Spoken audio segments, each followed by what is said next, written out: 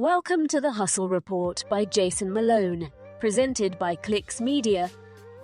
All right, let's get right into it. So in the wake of everything that has happened with Silicon Valley Bank, it just brought to my attention all of the issues that could come about when you are running your company and you have exposure to third parties that might not be doing business right, decide to do some shadiness around the relationship that you have with them, or have an impact out of something that has absolutely nothing to do with your own business.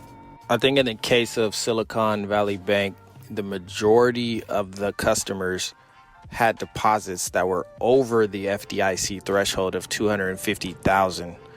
So if you think about it, that is a ton of businesses that had significant cash exposure to Silicon Valley Bank. And depending on what the regulators decide, these companies, the founders of these companies, are going to be in significant distress, in my opinion, because they're going to have issues meeting their payroll, paying on their account payables, things like that, things that they were relying on Silicon Valley Bank to provide a service for them for, right?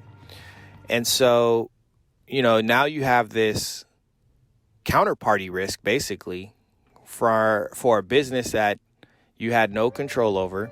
You're using them for a service. In this case, it was a bank. And now your business is at risk because of the risk that another business took. So your business was doing everything that you probably had promised to your investors. You weren't taking risk that your business shouldn't have been taking. However, all of a sudden, you're in a very sticky situation because a counterparty has now impacted your business. And the interesting thing here is it just doesn't happen with a bank, right? I've been in numerous instances where my business was impacted because of something that a counterparty did. So it just kind of puts it in perspective as to when you're running a business, you really have to keep your head on a swivel. You have to make sure that you diversify your risk, especially when it comes to your cash. Diversify your risk such that if anything were to happen, you're not put in a situation where now you can no longer conduct business because of the negative impact of somebody that you were trading with. This can be for one of your suppliers. This can be your shipping partner, somebody that was your packaging partner. You just have to think about your vendors, those that you do business or those that provide a service for your business. If there was any disruption with regards to how that third party conducted their service, how significant would the impact how significant would that impact your business, right? So you just want to always be in a position where you do not have too much vendor concentration, because every business, that running a business is risky, right? And regardless of the size of the business, anything could happen in the macroeconomic environment that could turn the tide for an industry and create a negative waterfall for all of those that trade with that vendor, whether it's a bank, a packager, a supplier, whatever it is, right? So it just kind of drives home the point of making sure that you don't have too much tied up into one vendor.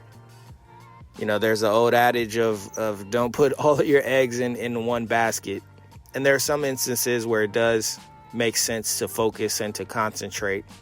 But, when you're talking about something that can disrupt your business such to the point where you can't meet payroll, you can't get your product to your customers on time, there's an issue with your packaging where it significantly impacts your brand.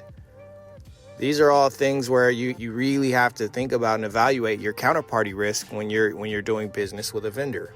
So you want to make sure that you diversify your cash, have multiple banking partners, diversify your suppliers, make sure that not one supplier has you so that if they have a disruption, if there's a disruption in the supply chain, or if they want to hike prices on you, or the macroeconomic environment forces them to hike prices on you, you're not in a position where there's only one person that you deal with and you can't do anything about whatever action they decide to take. Same thing goes for your shipping partners. If there's an issue, something happens to their fleet or their technology, and they can't deliver the service that you originally signed up for, you want to make sure that you're in a position where you can still operate your business. And just because that one vendor now has an issue, you then have an issue with your business. So it's just very important to make sure that you have diversified all counterparty risk, because you never know. Business is tricky. Business is risky. And things happen in the macroeconomic environment constantly that can impact an industry, and it can create a negative waterfall, a negative situation, such that a lot of people are impacted by the downfall of one business. We saw this in the case of the financial crisis in 2008 and 2009. And that was a little bit different because it was kind of like a systemic situation because of the mortgage situation in our economy. But when you look at what's going on with Silicon Valley Bank, it could create a systemic risk because so many businesses concentrated all of their cash in deposits with the bank. Now, there's a lot of technical reasons as to why this occurred, right? Because the Fed is raising interest rates and it's impacting the markdown of the portfolio and the balance sheet with the bank, right? And that, these are things that are completely out of the control of the founders, right? You have all different types of tech companies that hold their deposits with this bank. So the fact that the interest rates were rising, it's probably not top of mind for a founder of a company thinking, oh, my bank has a lot of loans on its balance sheet that can be significantly impacted by the Fed raising rates, right? That's not something you're thinking about when you're running an agro-tech startup, right? But this is a great example that because of the fact that there's so many unknowns that you might not be thinking about, it's very important to make sure that you stay diversified in your business. You don't concentrate too much of how your company can do business with one trade partner. Because if anything were to happen with that trade partner, you have a falling out with that trade partner, anything, you could put yourself in a position where you can no longer carry out your business as you typically do, right? So who knows what will take place or what will come about with this whole bank situation, if the feds will, bail them out, if another entity will come in and buy them out so that they can raise the cash necessary so that, all of their customers can meet their obligations. Who knows what will happen? But for me, the lesson here is to just make sure that you diversify your counterparty risk. You just never know what can happen. You don't want to be in a situation where then you got to tell your customers that you can't conduct business because somebody that you do business with is out of bounds, right? So hopefully that was helpful. Appreciate you guys for tuning in as always, and I'll see you on the next episode.